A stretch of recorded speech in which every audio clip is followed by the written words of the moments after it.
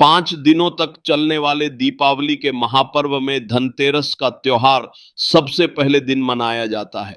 और हिंदू पौराणिक मान्यता के अनुसार धनतेरस की तिथि पर भगवान धन्वंतरी का जन्म हुआ था। भगवान धन्वंतरी को आयुर्वेद और अच्छी सेहत के देवता के रूप में पूजा जाता है। दिवाली पर धनतेरस के दिन भगवान धन्वंतरी की पूजा करने से जीवन में सुख, समृद्धि, ऐश्वर्य और अच्छी सेहत का आशीर्वाद प्राप्त होता है। साथ ही इस दिन खरीदारी करना भी बहुत शुभ माना जाता है। धनतेरस के दिन हर तरह के शुभ कार्य प्रारंभ किए जा सकते हैं। इस दिन विशेष रूप से सोना और चांदी के आभूषण, नए बर्तन आदि खरीदे जाते हैं। धनतेरस के दिन इस प्रकार की विशेष चीजें खरीदने पर मां लक्ष्मी जी का आशीर्वाद मिलता है। ऐसी मान्यता है कि धनतेरस के दिन हम जिस भी वस्तु की खरीदारी करके लाते हैं उसमें 13 गुना की वृद्धि होती है। इसलिए आपको ध्यान रखना है कि कोई भी ऐसी गलती ना करें, ऐसी वस्तु खरीद कर ना लाएं जिससे कि अशुभता आ जाए। तो धनतेरस के दिन यह चीज कौन सी है, खासकर हम आज के प्रवचन में आपको बताएंगे कि आपको इन 13 विशेष चीजों में से आपको कुछ ना कुछ वस्तुएं खरीदनी ही चाहिए। अगर आप इन सभी 13 वस्तुएं ना खरीद पाए तो इनमें से जो भी आपकी सामर्थ्य हो वह वस्तु आप घर पर खरीद कर ला सकते हैं। धनतेरस के दिन मां लक्ष्मी जी, कुबेर देवता और धनवंतरी भगवान की पूजा करने से घर हमेशा धन धान्य, सुख, सुविधा और वैभव से भरा रहता है। धनतेरस के दिन जो लोग सोने चांदी से बने हुए आभूषण या सोना चांदी ना खरीद पाए, उन्हें भी इस दिन कुछ चीज अवश्य ही खरीदनी चाहिए। सबसे पहली वस्तु है नई झाड़ू। धनतेरस के दिन नई झाड़ू खरीदना बहुत शुभ माना जाता है। झाड़ू को मां लक्ष्मी जी का प्रतीक माना जाता है और ऐसा माना जाता है कि नई झाड़ू से धनतेरस के दिन पहले पूजा करके फिर उसका प्रयोग करने से घर की सारी नकारात्मक ऊर्जा दूर हो जाती है और घर में सुख, समृद्धि का वास हो जाता है। अगर हो सके, सामर्थ्य हो तो धनतेरस के दिन एक झाड़ू का गुप्त दान करना चाहिए। इसे आप मंदिर में किसी चौराहे पर या ऐसी जगह पर जहां से कोई भी जरूरतमंद व्यक्ति इस झाड़ू को उठाकर ले जाए, वहां पर आपको रख देना चाहिए। दूसरी वस्तु है साबुत धनिया। धनतेरस के दिन आप कुछ लेकर आए या ना आए, साबुत धनिया तो हर कोई ला सकता है। साबुत धनिया लाकर दिवाली के दिन उसे पूजा करने के बाद अपने ही घर में क्यारी में या गमले में डालना चाहिए। और ऐसा करने से कहा जाता है कि घर में आपके जो भी धन है, जो भी आय है, उसमें बरकत होने लगती है। अगर आए दिन अनावश्यक रूप से खर्चे होते हो तो उसमें भी रोक लग जाती है। इस दिन नमक भी खरीद कर लानी चाहिए। नमक अगर आप डली वाला लाते हैं तो और भी शुभ है, लेकिन आजकल डली वाला नमक मिलना हर जगह मुमकिन नहीं होता है। तो आप जो भी नमक आपको मिल पाता हो वो नमक आप इस दिन घर पर लेकर आए। धनतेरस से लेकर दीपावली के अगले दिन गोवर्धन और भाई दूज तक आप इसी नमक का प्रयोग करें और इन 5 दिनों तक लगातार आपको नमक का पोछा भी घर में लगाना चाहिए। ऐसा करने से एक तो दरिद्रता दूर हो जाती है और घर से नकारात्मक ऊर्जा भी दूर हो जाती। चौथी वस्तु जो आपको घर पर लानी चाहिए वो है गोमती चक्र। कहते हैं कि जिस घर में गोमती चक्र होता है वहां सुख, सौभाग्य और समृद्धि की वृद्धि होती है। गोमती चक्र घर पर रखने से वास्तु दोष भी दूर हो जाता है। और अगर घर परिवार में किसी भी सदस्य में आत्मविश्वास की कमी हो तो धनतेरस के दिन गोमती चक्र लाकर उनके हाथ से पूजा करवाकर फिर बाद में आपको इन गोमती चक्र को अपने मंदिर में या फिर धन रखने के स्थान पर आपको रख देना चाहिए। ऐसा करने से जो भी संबंधित परेशानी है वह दूर हो जाती है। आपको ये सारी वस्तुएं मार्केट में, पूजा वाली दुकान में बहुत आसानी से मिल जाएंगी। पांचवी वास्तु है कौड़ियां। कौड़ियां आपको सफेद, भूरी, पीली चितकबरी मिल जाएंगी, लेकिन आपको 2 कौड़ी लानी है। वो या तो सफेद लेकर आए या फिर पीले रंग की कौड़ियां लेकर आए। कहते हैं जिस घर में कौड़ियां होती है वहां पर मां लक्ष्मी जी हमेशा वास करती है। कौड़ियां मां लक्ष्मी जी को आकर्षित करती है। इसलिए आज के दिन आप 5, 7, 11 या 13 कौड़ियां लाकर आप चाहे तो धनतेरस की शाम को या फिर दीपावली की रात को इनकी पूजा करके, रोली अक्षत कुमकुम अर्पित करके, फिर एक लाल कपड़े में बांधकर आपको अपने घर में जहां पर भी आप धन रखते हैं वहां रख देना चाहिए। हर साल आप इन्हीं पुरानी कौड़ियों की पूजा कर सकते हैं। हर साल आपको कौड़ियां खरीदने की आवश्यकता नहीं है। यदि आप नई कौड़ियां खरीदना ही चाहते हैं तो पुरानी कौड़ियों को आप जल में प्रवाहित कर दें। छठी वस्तु है श्री यंत्र। श्री यंत्र खरीदते समय देखिए कि उस पर सभी चिन्ह, सभी जो भी निशान होते हैं वह अच्छे से अंकित होने चाहिए। श्री यंत्र जिस घर में होता है, नियमित रूप से श्री यंत्र की पूजा जिस घर में होती है, वहां पर भी कभी धन का अभाव नहीं रहता। श्री यंत्र की उत्पत्ति को लेकर धार्मिक पुराणों में उल्लेख मिलता है कि एक बार महालक्ष्मी जी अप्रसन्न होकर पृथ्वी से बैकुंठ लोक चली गई। माता के रुष्ट हो जाने से धरती पर बहुत सारी समस्याएं प्रकट हो गईं। ब्राह्मण और महाजन बिना लक्ष्मी जी के निधन हो गए। तब ब्राह्मणों में श्रेष्ठ वशिष्ठ मुनि ने निश्चय किया कि मैं लक्ष्मी जी को प्रसन्न कर पृथ्वी पर वापस ले आऊंगा। जब मुनि वशिष्ठ बैकुंठ में जाकर महालक्ष्मी जी से मिले तो उन्हें पता चला कि महालक्ष्मी जी तो अब प्रसन्न है और वह किसी भी स्थिति में पृथ्वी पर आने को तैयार नहीं है। तब वशिष्ठ जी ने वहीं पर बैठकर भगवान विष्णु की आराधना शुरू कर दी। नारायण ने प्रसन्न है ओकर मुनि वशिष्ठ को अपने दर्शन दिए। वशिष्ठ जी ने श्री हरि विष्णु से कहा कि हम पृथ्वी पर बिना लक्ष्मी जी के बहुत दुखी हैं, हमारे सारे आश्रम उजड़ गए, धरती पर वैभव खत्म होने वाला है। यह सुनकर भगवान विष्णु वशिष्ठ मुनि को साथ लेकर महालक्ष्मी जी के पास गए और उन्हें मनाने की कोशिश की, लेकिन फिर भी महालक्ष्मी जी नहीं मानी। तब उन्होंने कहा कि मैं किसी भी स्थिति में पृथ्वी पर वापस जाने को तैयार ही नहीं हूं।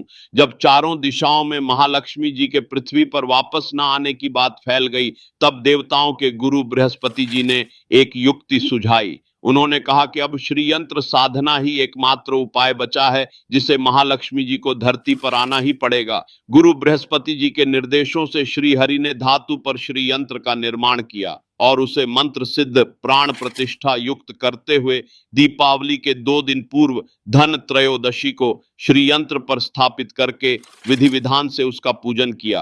पूजन समाप्त होते माता लक्ष्मी जी को वहां आना ही पड़ा और वे बोली कि मैं किसी भी स्थिति में यहां आने के लिए तैयार नहीं थी, यह मेरा प्रण था, परंतु बृहस्पति जी की युक्ति से मुझे आना ही पड़ा। श्री यंत्र मेरा आधार है और इसी में मेरी आत्मा भी बसती है। यही कारण है कि धनतेरस के दिन श्री यंत्र खरीदना चाहिए और अपने घर में स्थापित करना चाहिए। 7वीं वस्तु है 7 मुखी रुद्राक्ष की माला या फिर 7 मुखी रुद्राक्ष। अगर आप धनतेरस के दिन 7 मुखी रुद्राक्ष को घर पर लाते हैं और फिर उसकी विधि विधान से पूजा करते हैं या भगवान शिव की पूजा में आप इस रुद्राक्ष को प्रयोग करते हैं, किसी भी मंत्र का जाप करते हैं, तो उससे भी आपके घर में कभी परेशानी नहीं आती। किसी प्रकार का कोई अकाल मृत्यु का भय नहीं रहता, क्योंकि दीपावली दीपों का त्योहार होता है और इस दिन अपने घर में सामर्थ्य के अनुसार दीपक जलाए जाते हैं। धनतेरस के दिन भी दीप जलाने चाहिए। अगर आप चाहते हैं आपके घर में साक्षात महालक्ष्मी जी का वास सदा बना रहे, पूरे वर्ष भर आपके घर में धन की कोई कमी ना रहे, आपको कभी कर्ज लेने की नौबत ना आए, तो ऐसे में धनतेरस की शाम को आप तेरा दीपक घर के अंदर और तेरा दीपक घर के बाहर जलाएं। ऐसा करने से भी मां लक्ष्मी जी का आशीर्वाद प्राप्त होता है।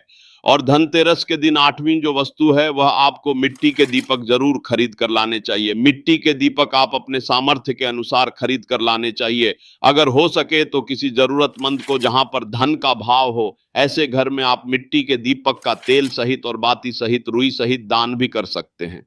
9वीं वस्तु जो आपको खरीद कर लानी चाहिए वह है लक्ष्मी जी और गणेश जी की मूर्ति। वैसे तो मिट्टी की मूर्ति ही घर पर लाना शुभ होता है, लेकिन यदि आप मिट्टी की मूर्ति लाना चाहे तो धातु की मूर्ति, जैसे कि आप चांदी की, सोने की या पीतल की मूर्ति भी घर पर ला सकते हैं। अगर आपके पास पहले से ही मूर्तियां हैं तो आप जरूरी नहीं है कि हर दीपावली पर मूर्ति खरीदें। धातु की मूर्ति यदि है तो हर साल आप मूर्ति ना खरीदें, लेकिन मिट्टी की मूर्ति है तो उनका विसर्जन कर आपको धनतेरस के दिन नई मूर्तियां लाकर उनकी पूजा विधि विधान से करनी चाहिए। धनतेरस के दिन खरीदी गई नई मूर्तियों की पूजा आपको दीपावली की शाम को करनी चाहिए। धनतेरस के दिन आप भगवान गणेश और मां लक्ष्मी जी की जो मूर्ति खरीदें, वह खरीदते समय यह ध्यान रखें कि दोनों मूर्ति अलग अलग होनी चाहिए और दोनों ही मूर्ति में भगवान गणेश और लक्ष्मी जी बैठी हुई मुद्रा में हो। खड़ी हुई मुद्रा में लाई गई जो मूर्तियां होती हैं वह उग्र स्वभाव की और चंचल मानी जाती है। अगर आप खड़ी मुद्रा वाली मूर्तियां लेकर आते हैं तो ऐसे में धन का भाव पके घर में लगातार बना रह सकता है। और आपको ध्यान रखना है कि जो मूर्तियां आप लेकर आए वह कहीं से भी खंडित ना हो, टूटी हुई ना हो। गणेश जी की प्रतिमा खरीदते समय ध्यान रखें कि उनकी जो सूंड है वह बाई तरफ मुड़ी हुई हो और उनका वाहन मूसक भी उस मूर्ति में जरूर बना हो। और भगवान गणेश के एक हाथ में लड्डू या मोदक भी होना चाहिए। और महालक्ष्मी जी की जो मूर्ति है वह कमल के फूल पर विराजित होनी चाहिए और उनके हाथ में सिक्के हो या फिर सिक्के गिरने वाली अवस्था में हो। ऐसी मूर्तियां घर पर लाना बहुत शुभ होता है। बहुत से लोग आज के दिन उल्लू पर विराजमान मूर्ति या फिर तस्वीर घर पर लेकर आते हैं, लेकिन आपको हाथी या फिर कमल के फूल पर विराजमान लक्ष्मी जी की मूर्ति या तस्वीर ही घर पर लानी चाहिए। कभी भी प्लास्टिक ऑफ पेरिस, जिसे पोप कहते हैं, प्लास्टिक की मूर्तियां इस दिन नहीं खरीदनी चाहिए और ना ही पूजा में उनका प्रयोग करना चाहिए। आप केवल मिट्टी की या फिर धातु की मूर्ति ही लेकर आए। अष्ट धातु की मूर्ति भी आप ला सकते हैं। धनतेरस के दिन आपको जो 10वीं वस्तु खरीदनी चाहिए वह है कुबेर यंत्र। कुबेर यंत्र जिस घर में होता है वहां पर धन के देवता कुबेर का वास होता है। साथ ही मां लक्ष्मी जी भी वहां पर वास करती हैं। आपको उत्तर दिशा में धन कुबेर यंत्र की स्थापना करनी चाहिए। इस दिशा का सही निर्माण परिवार में समृद्धि और खुशियों को लेकर आता है। साथ ही अगर आपके घर में किसी तरह का कोई वास्तु दोष है तो वह दोष भी दूर हो जाएगा और व्यापार में, आपके कारोबार में खूब बरकत भी होगी। कई बार लोग खूब मेहनत करने के बाद भी इतना धन नहीं कमा पाते जितनी आप मेहनत करते हैं, और मेहनत करने के बाद भी आपके धन की तिजोरी खाली रहती है।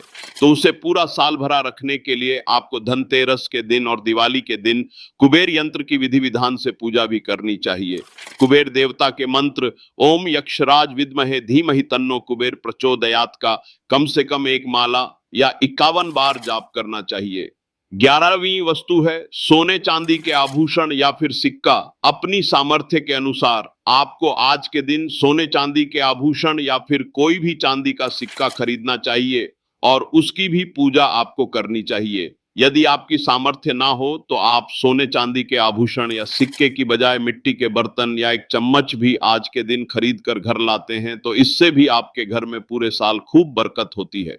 सब जानते हैं कि धनतेरस के दिन नए बर्तनों की खरीदारी की जाती है, लेकिन नए बर्तनों में भी आपको यह ध्यान रखना है कि आज के दिन यदि आप पीतल के बर्तन खरीद कर लाते हैं तो वह ज्यादा सौभाग्य होते हैं। आप पुराने टूटे हुए बर्तनों को बदल कर भी नए बर्तन घर पर खरीद कर ला सकते हैं। जिसकी यदि सामर्थ्य बर्तन खरीदने की ना हो तो उन्हें आज के दिन केवल पूजा से संबंधित जो भी सामग्री है वह खरीद कर घर लानी चाहिए। ऐसा करने से भी आपको धन कुबेर भगवान और महालक्ष्मी जी का आशीर्वाद प्राप्त होता है। जिसकी अगर सामर्थ्य हो तो वह अपने सामर्थ्य के अनुसार इस दिन कुछ भी चाहे वह खरीद सकता है। लेकिन बर्तनों में आपको लोहे के बर्तन इस दिन भूल से भी नहीं खरीदने चाहिए। लोहे के बर्तन खरीदने से एक तो शनि दोष लगता है, शनि ग्रह से संबंधित परेशानियां आपके जीवन में, आपकी कुंडली में, घर परिवार में आ सकती हैं और राहु केतु ग्रह भी बलवान हो जाते हैं। 13वीं वस्तु है पूजा का सामान और धार्मिक पुस्तकें। अगर आप अब तक बताई गई सभी 12 वस्तुएं खरीदने में असमर्थ हैं तो आज के दिन यदि आप अपने घर में पूजा से संबंधित कोई भी वस्तु खरीद कर लाते हैं, जैसे कि मिट्टी के दिए वगैरह कुछ भी लेकर आते हैं, तो इससे भी आपको धनतेरस के दिन की गई पूजा का पुण्य अवश्य ही प्राप्त होता है।